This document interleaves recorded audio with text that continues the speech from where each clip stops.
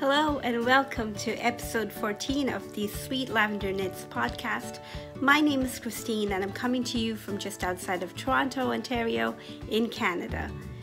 Today is June the 3rd, 2018, and I thank you and I welcome you for joining me today. It is a very gloomy day today, but I'm determined to do this podcast. So please bear with the lighting. It's not the best. So just trying to make the best of it. Thank you very, very much for joining me today. Welcome to any new viewers and welcome back to all those that are returning for another knit night with me. You can find me on social media as on Instagram as sweet_lavender1 and on Ravelry as sweetlavender1. We also have a very lovely group on Ravelry and it's called the Sweet Lavender Knits group, and I will put the link to it down in the description box below. If you are looking to quickly link into the Ravelry group, it's down in the description box. Thank you once again. I can't thank you guys enough for your lovely comments, both here on YouTube, on Instagram, and on Ravelry. And I really, really enjoy the interaction with all of you. And even if you were just to leave me a lovely comment to say that you enjoyed the podcast or something about it, or anything really, or even just say hi, I do appreciate it. Thank you very, very much for that. The podcast is mainly about my knitting, some crocheting, some sewing, and really anything that I fancy when I get around to it. Time is limited, so that is my struggle, but I do find time to knit on a daily basis. So that is what I mainly share. So if you enjoy watching those things, then grab your needles, a favorite project you want to work on, and maybe something nice to drink. Today I just have a cup of tea because it's a little gloomy outside and I thought I'd warm myself with a cup of tea. So yes, and let's get started. So on the calendar today we have the Let's Knit KAL that's going on, that started on April the 15th and it's going on till around July the 15th. I'll talk a bit about it in just a moment. It is mainly for larger knits, and there's going to be two prices, one drawn from the finished objects thread in the Ravelry group, as well as the one drawn from the chatter thread, also in the Ravelry group. And this is for larger knits that would take you about 3 months to knit, and we already have a few finished objects and I'm loving all the projects you guys are working on. And you know what, I am going to throw something out there to you and ask if it's okay with you, because it's a knit night for us. And if you are watching this podcast for the first time, let me just explain that statement. It's because I don't have a knit night to go to, and I thought this is one way where I can start a knit night and have all of you join me. And so I try to sit here for a few minutes on a bi-weekly basis. I would like to do weekly, but I just don't have enough knitting content to share, and I would think that if you were to watch, you would be interested in seeing some knitting. So yes, and just to have a knit night, a virtual knit night, and I've really enjoyed doing this, and I think it's working out because I am making some friends. You guys are making friends with each other and just getting to know people, and you know, sharing what you knit on, and it's just working out. So having said that, and also I am a very slow knitter, and I would really like to knit along with all of you on any of the KALs that I host, and I've tried to do that in the past, but with this one I'm just I feel like I'm running out of time, and you know, because I am a slow knitter. So I was wondering if I could extend it for just a bit, and I did say that, you know, at the beginning that I might extend it, and I was thinking more you know, I didn't even think I would be anywhere with any hope of finishing it within 3 months, the project that I am working on, that I'll share with you later in the podcast. But now it looks like it is possible if I just had a little more time. Excuse me. So, would you ladies be open to extending the knit along for maybe to the end of July or even to mid-August? And that way I can knit along with you, and I would really want to, because I think it's motivating me to keep at my project. And if you don't mind, I would really like to do that. So I'm opening it up, and I would want to hear what you have to say. You can post your responses either as comments down in YouTube or on the chatter thread of the Let's Knit KAL. And that way I'd have an idea on what we want to do, and I'll share that with you. I'll share what the decision is, I guess, or the collective decision on the next podcast. And hopefully that'll be in 2 weeks. So let's see. And yeah, so that was just something that I was going to suggest, and if you guys are okay with it, we'll go ahead with that. So that's the Let's Knit KAL. The other thing that's on the calendar is Operation Whip Control, and that is to help us who have a little more whips than we can handle at the moment, or just wanting to complete some of those works in progress, to get them off of the needles or hooks or ring if it's embroidery or whatever, like just to have it done. And I finally got around to listing mine out, and I had about 6 of them, I think, maybe 7, I can't remember exactly. And I have been working on them, really working on them. So I'll share something, I'll share 2 of those projects just a little later. But yes, that is going really, really well, and you can join in even if you're not a member of the group in the Operation Whip Control, and you know, just list out your whips, start off there, list them out, and then try and get them done in whatever order you like. And there are some great suggestions on how to work on those whips within that chatter thread. So yes, go ahead and look at that. So moving along, I finally have finished object to share with you, but let me take a sip of my tea before that.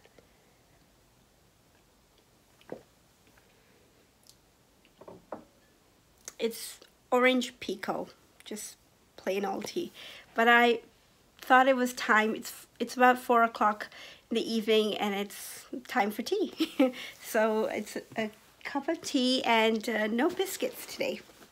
So my finished object, I have stuff on both sides of me, so I'm going to be reaching down, and please excuse me for doing that. So for those who have seen or watched this podcast before, this bag is finally empty. So you can probably guess what that is if you haven't seen it already on my Instagram feed. It is the Vittori socks for men, or I should say the recipe, not the recipe, but the pattern is partially from the Vittori socks for men, and it is a lovely design by Haley Kia. I'm not saying that right. I'll put it up on the screen. And it's a lovely design. So I used it for the foot of the sock. I started off with a Judy's Magic Cast On, a nice rounded toe, and used it for the foot of the sock. But then I needed to go into some ribbing just to pull in the ankle. I used a fish lips kissed heel, and I highly recommend the fish lips kissed heel if you haven't tried it. I know that there are a few people who find that it doesn't fit well, but if you it looks like a very big pattern because it's got like 18 pages or something, but really the pattern itself is half a page. And it's very, very simple. It's very intuitive. Like after a while, I've memorized it, and I don't need to look at instructions or anything. And I find that it's a step shorter than doing the heel flap, heel turn, and gusset. And you've got this heel. So you do the first half, prepare for the one row, and then you do the second half, and that's it. So it's a really easy pattern, and for $1, it's really, really worth it. So yeah, I've tried a few heels, but I always seem to come back to the Fish Lips Kiss heel. It was my first heel. Maybe that has something to do with it. I'm not sure. But yes, I finally have it off the needles, and I usually put socks onto the blockers when I show it to you, but I don't have blockers that are this big, or you know, the foot is this big. So I'm sorry guys, you just have to see it this way. All right. The other thing is what I pointed out to you once before, but I'll say it again, is that the pattern has the diagonals. You can use a cable needle if you want to, but I used DPNs, and it has the diagonals going the opposite way on either foot, and so it just creates some interest. And my son loves this pair of socks. I've had him try it on, and he didn't want to take it off his feet, which is always a good sign for a knitter, right? That just means I have to crack on and get some more socks done for him before he heads off for university, which is a little bittersweet for me as a mom, but you know, it's just part of life. He's my oldest, so yes. That is my finished object. And moving on to works in progress. So let's see.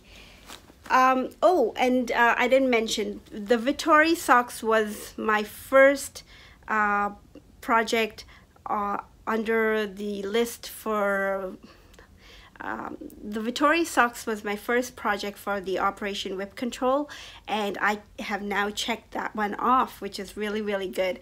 So the next one I had on the list was my Sorrento shawl, and that is what I've been working on since I cleared the socks off the needles.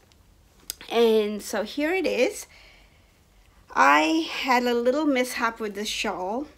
And what happened is I knit up almost to the end of the lace section, the last section. So here's the shawl. Let me open it up first. It starts off with a garter tab, goes into some garter rows, and then it has this eyelet row, then some stripes, more garter rows, another stripe, and some lacy kind of textured pattern, which was really fun to do. More eyelets, lots of increases. That pink is just getting washed out totally, but it's a nice blush pink. It's a very nice blush pink here. And then it goes into the speckled cream, and then you got more of the eyelets, and then the lace. So I was almost to the end of the lace section when I realized that I had been doing the whole lace pattern incorrectly. You know, I couldn't live with myself just because, I mean, it looked like a nice lace pattern, but that's not what the pattern had. And the pattern that the Sorrento shawl had, the lace section was way better than what I knit. It looked a lot nicer. I liked it better. So I just ripped it back, and it then had to put it away for a while just because I had other things to work on, like the socks. And now I've picked it back up, and I've not done a lot. I mean, you'd probably think it isn't a lot, but it takes a long time just because the rows are very long, and I'm only working on this in the evenings. So let me try and get it to you there. Closer. There. All right, anyways, you can't see it. Maybe after I'm done, I can show it off and look, you know, block it out, and it'll look really, really nice. I'm sure it will.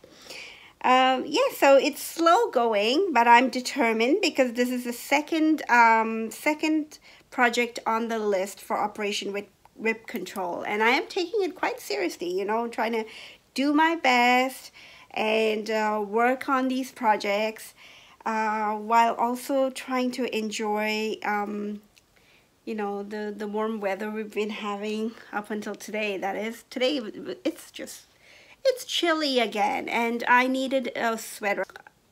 I hope it doesn't stick around too long, because as much as I don't like it to be too hot, I prefer it to be a little warm than cold. But you know what, when it's cooler, it's nicer to knit, and I do agree to that. So that was my second work in progress. I'm rambling a lot today. And the third one is a new cast on.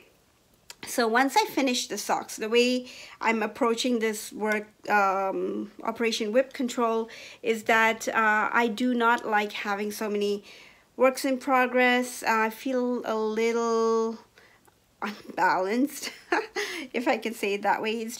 It's like I'm a little out of control with all of them, so I need to rein it back a little bit, and that's why I was hoping to have some of them off the needles. So that's the idea behind it. But I also like to cast things on, as we all do, right?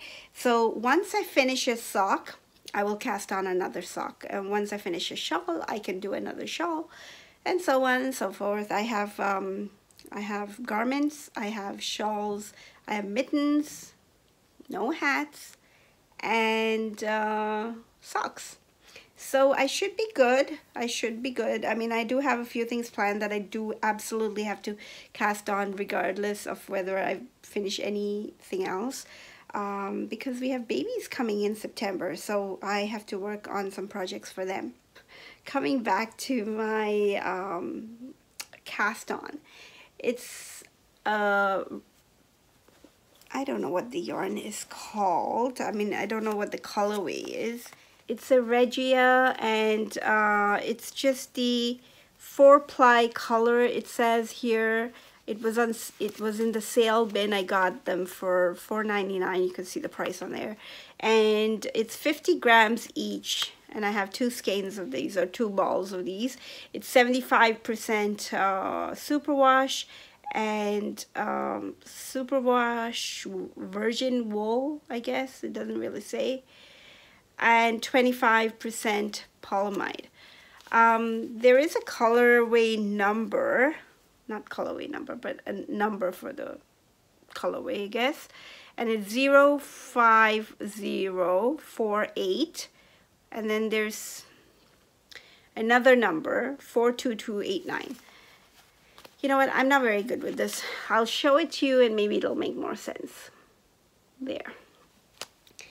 So these were just, you know, I haven't tried Regia, or I shouldn't say that. I have tried them, but it's just, I don't get them as often as I would like to.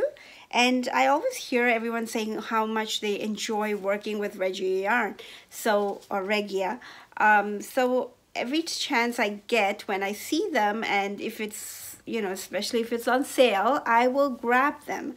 So these two I grabbed from a bin, and I just thought the colors were fun, and I didn't really think about who they would be for, but I knew that they would be socks. So I am working on this pattern. It's called, and I have to say it slowly because it's a little bit of a tongue twister for me, Espresso Shot Shorty Socks by Cheryl Ham, and she's the indie dyer behind hypnoticyarns.com, or hypnoticyarn.com. I'm not sure which one it is, but yeah. And I really love that pattern. I just looked at it and I'm like, oh, this is so simple, and it's more like a recipe that you can adapt it to other patterns if you wanted to include a pattern, because it's pretty vanilla. But the technique, and this is another thing I like to do, is every time I'm knitting a new pattern, I usually look for something like a technique that I don't know, so I can learn something along with the pattern. So this one, it's going to be, it's been a while since I've knit shorty socks, and I'm also going back to trying 2 at a time. And I can tell you that I'm not really liking it. Yeah, let me come back to that. But the technique that I'm learning on these socks is the afterthought heel. And you can see this little yellow stripe on both of them. That is my waste yarn that I've put in for afterthought heels. I've watched Amy from the Stranded podcast, and she has done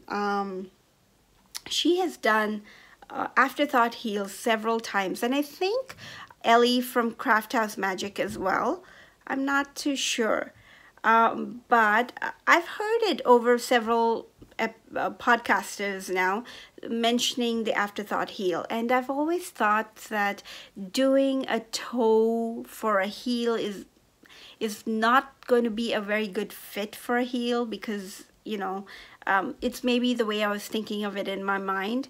But when you look at the pattern picture for these espresso shot shorty socks, the heel is quite rounded. So I liked that at first, you know, glimpse, and I thought, okay, I'll give it a shot and see, because maybe she explains how to get the rounded heel rather than it looking like another toe.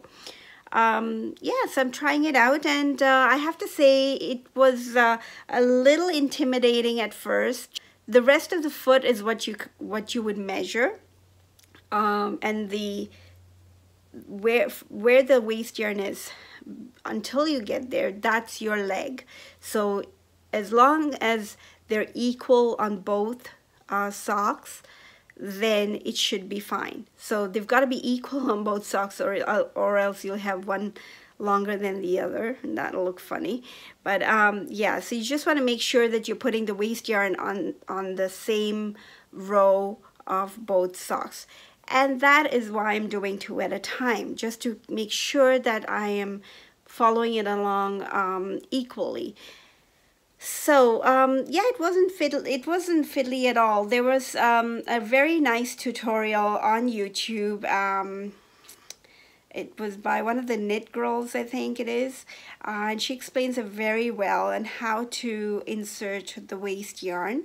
And you know, I only watched it once, and I pretty much understood it right away. But even the instructions in the pattern is very clear. But I'm a visual person, and I like to see something you know, being done, so that I can follow that.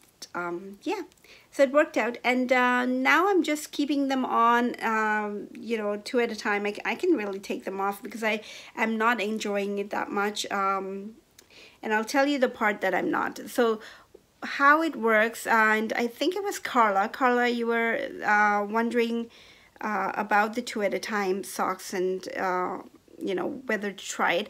I highly recommend you to try them out, because you know, everyone has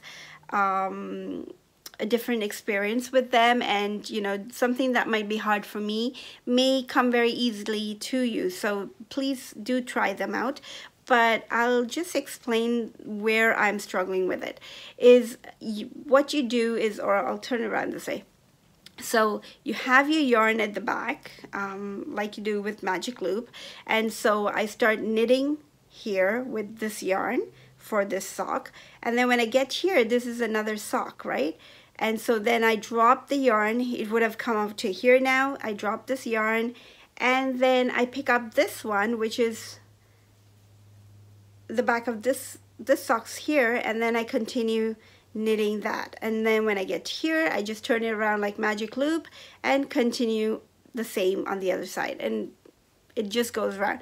So it takes a little longer than doing one sock, obviously, because you're doing 2, but on the flip side, you're working both of them at the same time. So yeah, that is what it is.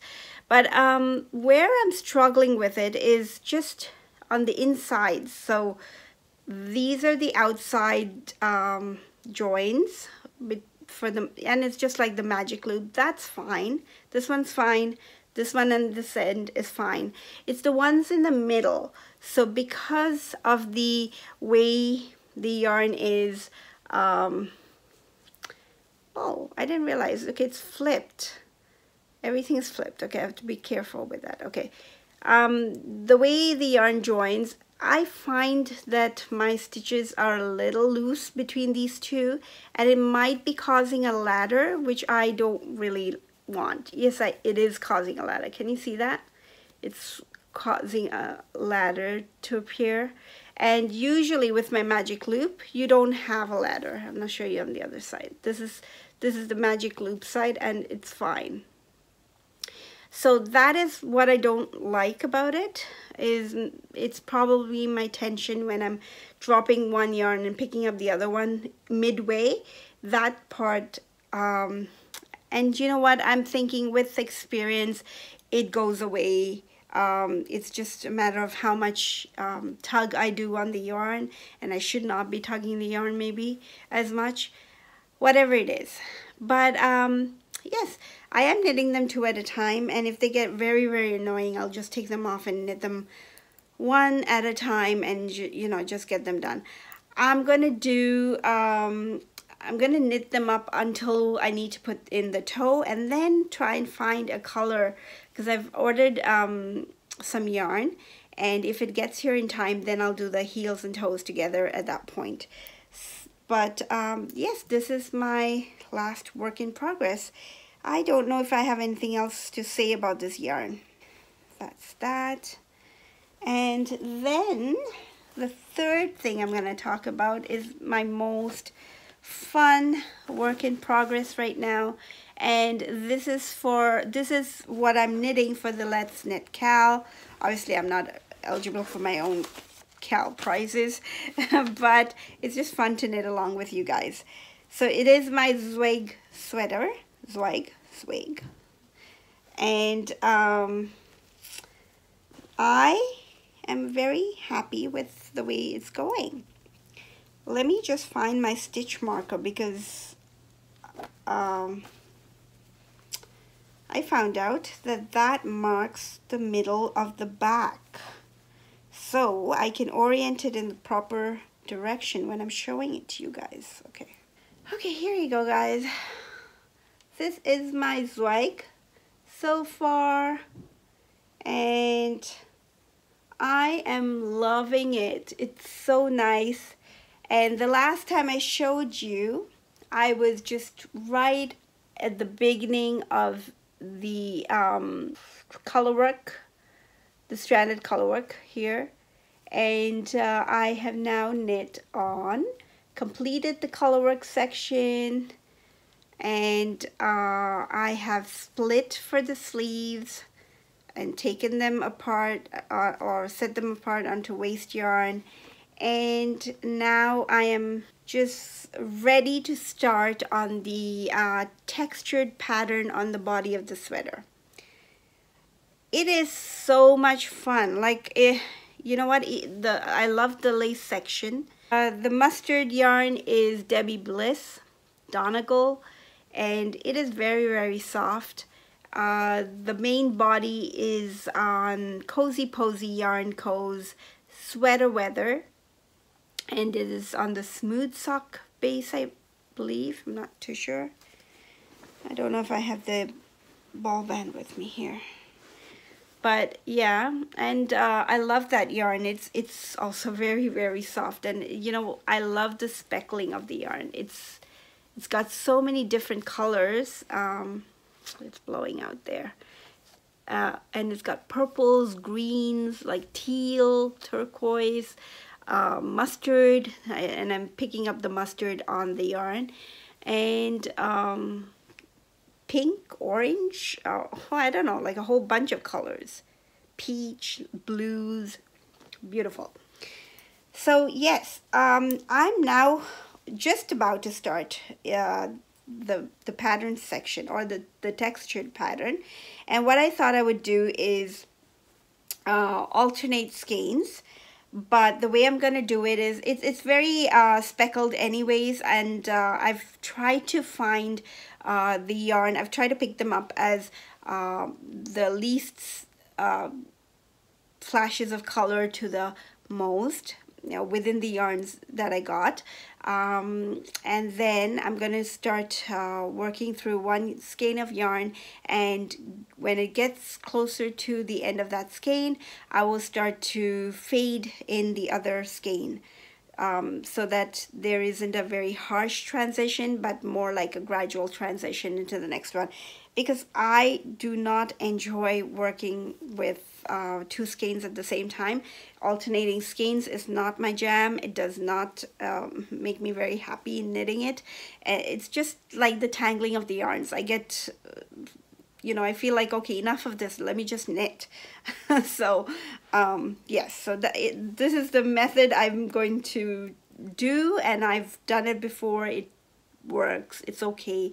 I'm not very I'm not much concerned about there being a transition, so that's why I've done the most speckling towards the end and the least speckling on the top, or at least I've tried. Yes, so I have to say something about the textured pattern. If you are knitting this Zweig, I would highly recommend you to check out the podcast. I'm not sure which episode it is, but a very recent one, by the Fruity Knitting Fruity Knitting, Andrea and Andrew. And Andrea is very, very clear in her explanations, or in her tutorials, many tutorials in the podcast, and there is a very good one on the textured pattern for the Zweig. So it's a very simple textured pattern, and she shows you how to do the pattern in an alternate way, to make it easier and faster to move along, rather than using a cable needle, or even doing it as a cable without a cable needle, if that makes sense. So I happened to watch that podcast, and I put a reminder for myself in my notes that I need to go back and check out that video before I start the textured pattern, which is what I will be doing today before I start it. Yeah, so if you are knitting the Zweig, do check it out, and it might be something that you would like to try out too. So let me share with you now. In my last podcast, I shared with you about my new yarn winder, and I hadn't tested it out at that point. So I have since then. I have to say, overall, I'm very, very, very happy with the yarn winder. It is fantastic and superb, and absolutely, like, I have missed it completely for my knitting life up until now. Seriously, it makes such a big difference. I have to say the tension on the yarn winder still does matter a little bit, and this is this is the sweater weather that I caked up another skein. This is the first skein that I did. Okay, already it looks way better, and I can actually show you a skein that looks like a skein.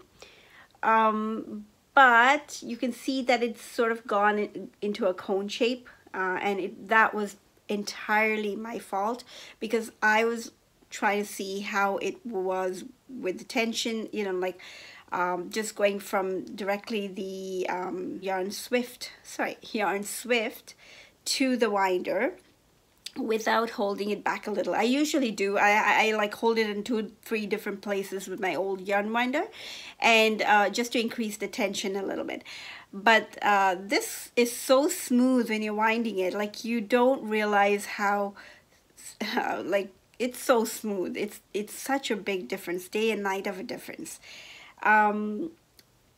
But it came out a little loose. And it started to go around just on the bottom. And then I realized, okay, it was a little too loose on my end, because I wasn't going at an even speed, and that caused a little bit of problem. But already it is a cake, and I can actually show it to you guys. Already such a big improvement. But to show you what it should look like, here is another skein. Perfect. Oh gosh, this is like, how can I show it to you? Perfect. It's a perfect skein. It's horrible that it's blowing out. There. But perfect skein. And not skein, cake of yarn. And you know what? I can turn it all ways and it's just perfect. This yarn is a rayon bamboo yarn, but even otherwise I think it's just really nice. It made a beautiful cake. I highly recommend the Stanwood yarn winder if you are shopping for one. It is a little more on the price point than what you can get off of eBay or Amazon, or just online, I guess. But it is totally worth the money, and I can see myself enjoying yarn winding for a change, and not like dreading it. Oh no, I have to wind up another skein. But yeah, totally enjoying that. So that was another thing I wanted to share with you when I was talking about the Zweig. And the last thing was, okay, so with the Zweig, because it's my first yoked pullover or jumper for myself, I've not done an adult size yoked sweater or a sweater. So I was a little concerned on how the math would work out, especially because I have to flip between sizes. Up until I get to the top of my arms, before splitting for the arms, I have to take like extra large just to accommodate for my large arms. So I have to go up a size or two depending on the measurements, and take into account the extra stitches that I would need from my arms. And then when I split for the sleeves, then I go down to a medium. They had several sizes there, and the Zweig sweater, the pattern itself has 2 to 4 inches of positive ease. I'm not giving myself too much positive ease because it will not look good on me, I think.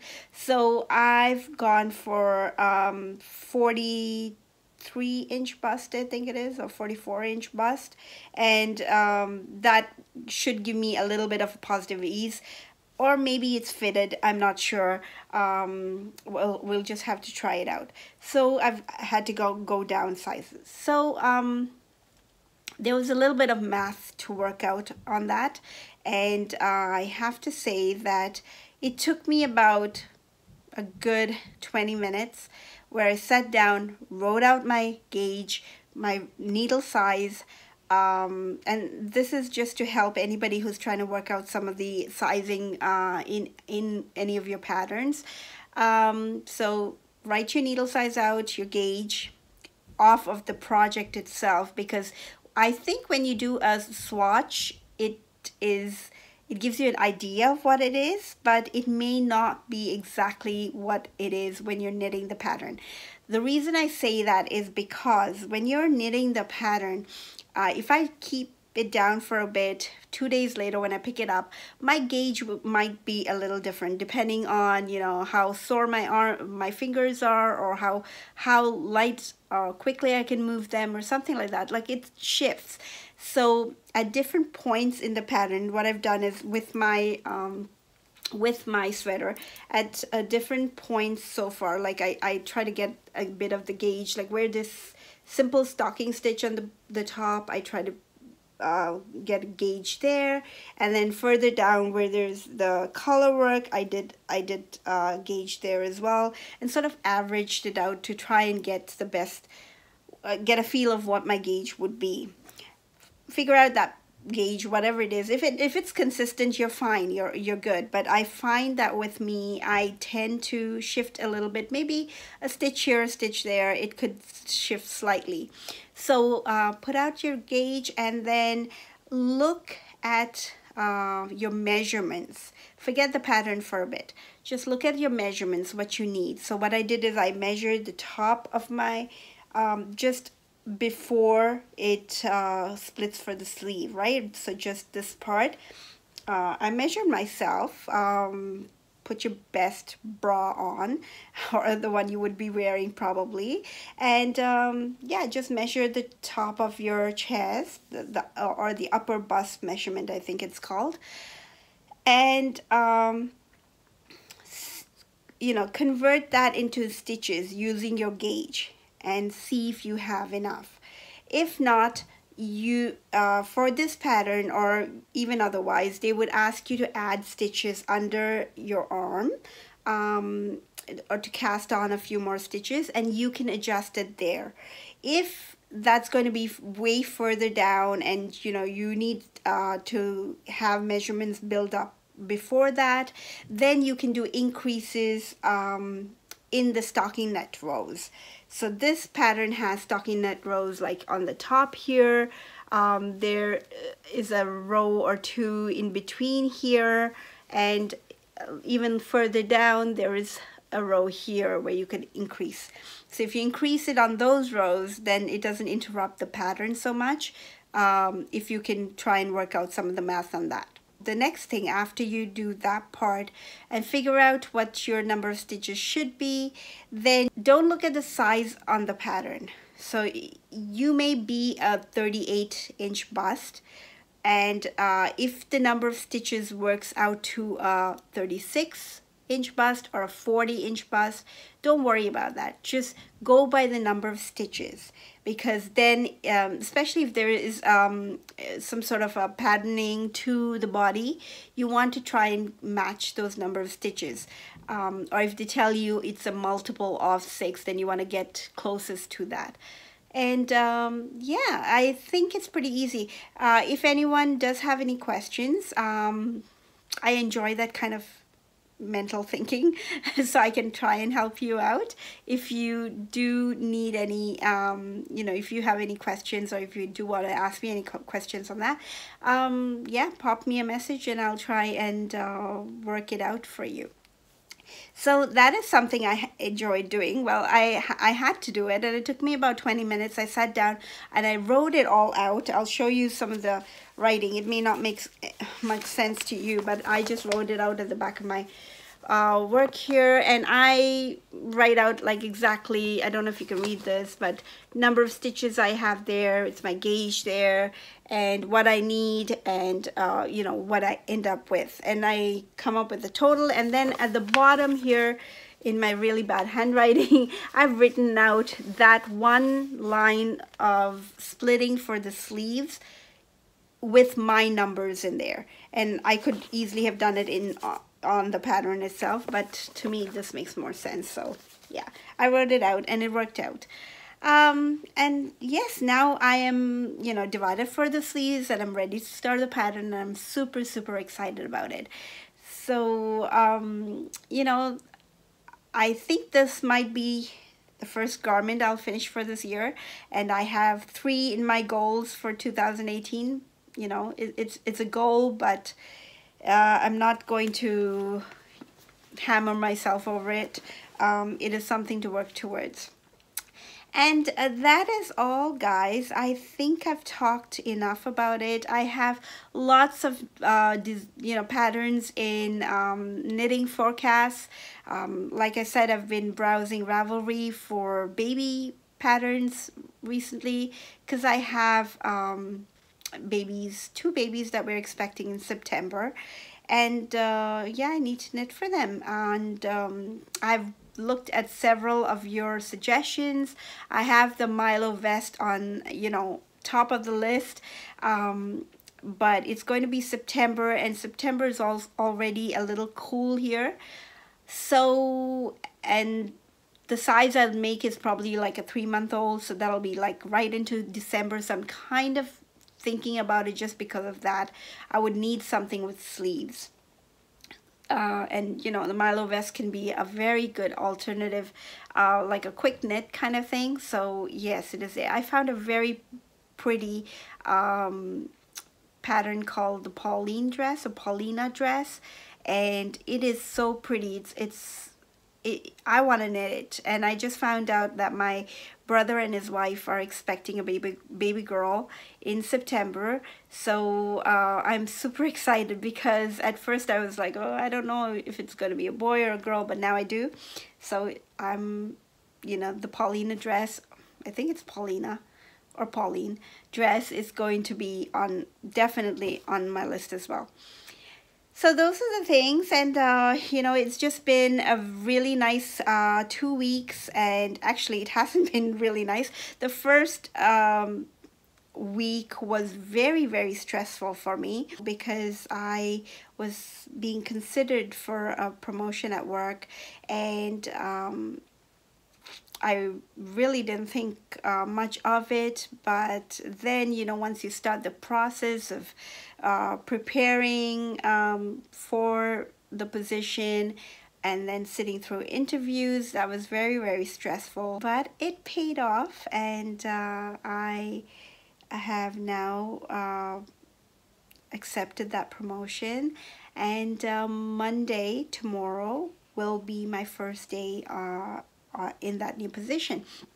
So that's been quite stressful, and in spite of the stress, I was able to like calm myself down with doing some knitting, which was really nice, because I needed to get those Vittori socks done, and I think it just helped me get through that, which is very nice.